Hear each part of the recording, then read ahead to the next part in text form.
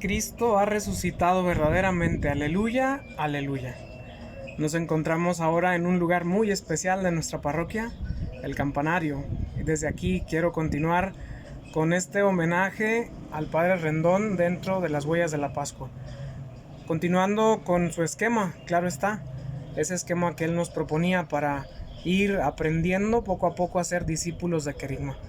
Ver la noción de la resurrección, en segundo lugar la resurrección para el misterio de Dios y en tercer lugar, que es la huella de la Pascua del día de hoy, la resurrección para Cristo. Tengo que decir que el abordar este punto desde la teología del Padre Rendón me ha dejado bastante fascinado, muy contento porque he aprendido también cosas nuevas y la verdad que ojalá y espero que también pues pueda seguir orientando la fe y acompañándonos en este camino cuaresmal. Lo primero que el Padre Rendón nos invita a hacer a la hora de pensar sobre la resurrección en referencia a Cristo mismo, pues es tener en cuenta los términos del Nuevo Testamento que ya veíamos, términos que dice el Padre marcan un antes y un después, pero también términos que marcan una acción propia del Padre hacia el Hijo, que es la exaltación. Y una exaltación que viene fruto de una kénosis. La kénosis es una palabra griega que significa vaciamiento. Kénosis, vaciamiento. El Hijo se vacía, se humilla, se hace, digámoslo así, menos, ¿no? Esa kénosis que se expresa en ese himno de Filipenses, en el que se nos menciona de una manera muy clara cómo el Señor Jesús se humilló, haciéndose semejante a nosotros cuando era divino, ¿no? Y por eso Dios lo exaltó, dándole toda la gloria, toda la potestad en la divinidad. Términos pues que nos ayudan a marcar una nueva dimensión en la realidad del Señor Jesús. Todo el Nuevo Testamento está plagado de himnos, como ya lo veíamos, de confesiones de fe, de palabras que intentan decirnos aquí y ahora, para nuestro tiempo, que el Señor Jesús ha iniciado una nueva dimensión para nosotros. Y el Padre Rendón, es verdad, nos invita a centrarnos en los títulos que la primera comunidad le dio al Señor Jesús. Títulos que verdaderamente pues tienen una riqueza en cuanto a profundizar sobre la resurrección. Hay algunos títulos que el Padre Rendón pues destaca, ¿no? En primer lugar, nos invita a contemplar al Señor como el Kyrios.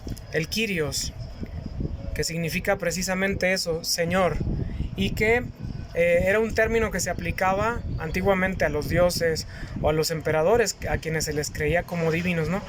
Pero dice el Padre, aplicado al Señor Jesús, viene a ser muchísimo más. Kyrios, una expresión que también nosotros cantamos en la liturgia, sobre todo en ese Señor ten piedad, ¿no? Kyrie eleison, el Señor utilizando un vocativo. Señor, tú eres el Señor, compadécete de nosotros, de los que te necesitamos, a nosotros, a quienes te vemos a ti como el Señor constituido por el Padre, Señor de vida para siempre. El Kyrios manifiesta un señorío de Jesucristo eterno. Y pues el Padre nos invita a profundizar en este bonito título, ¿no? El Señor, y utilizarlo en ese vocativo, decirle al Señor Jesús que se compadezca de nosotros, que nos ayude y que nos ayude a reconocerlo como el Señor de nuestra vida. Y junto al Señor, también caer en la cuenta de que la resurrección no es un acontecimiento puntual y separado de lo demás. Dice el Padre Rendón, todo en la vida del Señor Jesús apuntaba ya hacia la resurrección. Pero la encarnación, sus milagros, sus dichos, sus hechos, sus parábolas, los exorcismos, todo lo que hizo el Señor Jesús apuntaba a la resurrección. La máxima muestra de su voluntad al Padre y también la máxima muestra de confirmación del Padre al Hijo. El sí del Padre al Hijo se da en la resurrección. Y Dice muy puntualmente, comúnmente nosotros separamos lo que es resurrección de ascensión, y así lo hacemos en la liturgia. Pensamos que resurrección es en un momento determinado y luego la ascensión es en otro momento, ¿no? Pero dice el Padre, hay que pensarlo unitariamente, porque toda la vida del Señor Jesús fue unitaria. Pensar que la ascensión pues precisamente es ese cumplimiento, ese culmen de la resurrección.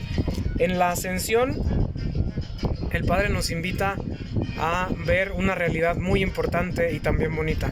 Fijarnos que Cristo asciende, como dice la liturgia, asciende al cielo, pero no al cielo físico, a este cielo que podemos ver así muy puntualmente y que muchas veces imaginamos como es el cielo al que el Señor Jesús va, ¿no?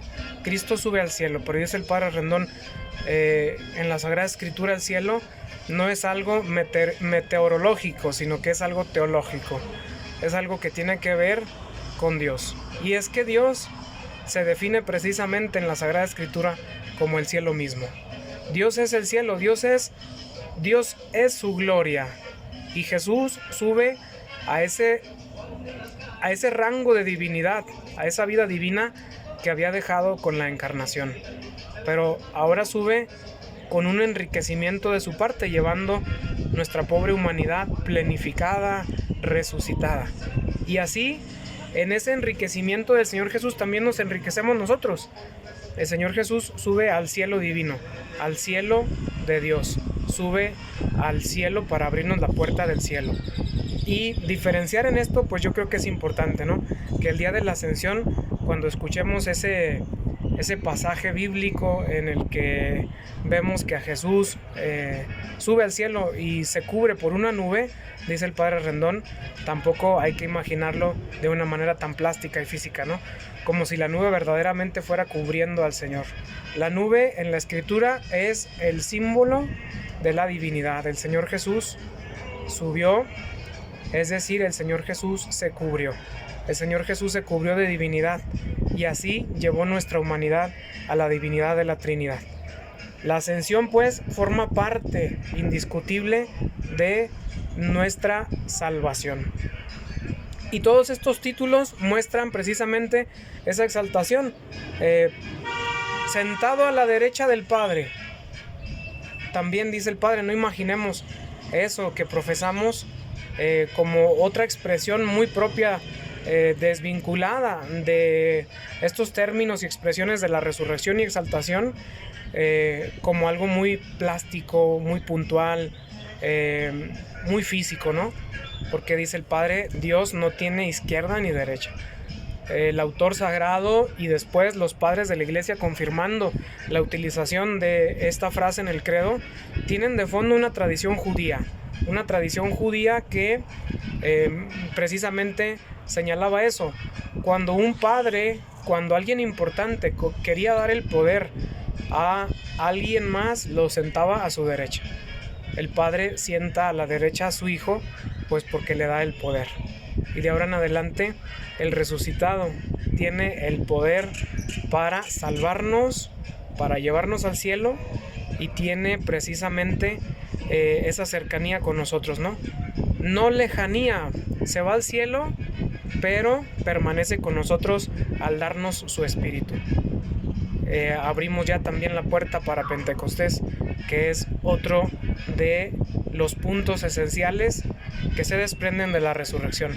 No un acontecimiento separado, sino un acontecimiento unitario del Señor Jesús por nuestra salvación.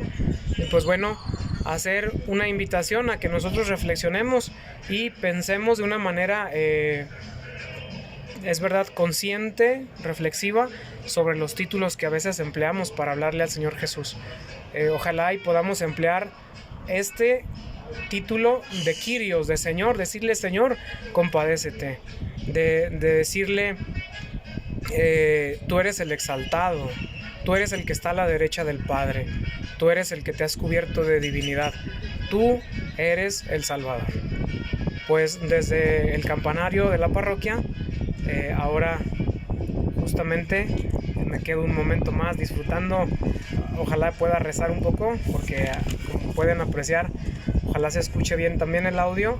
Hay un fondo un poquito dispar con lo que estamos hablando, pero bueno, yo me quedo un rato, rezo con la liturgia de las horas y pido por todos y todas las que escuchan, las personas que escuchan las huellas de la Pascua.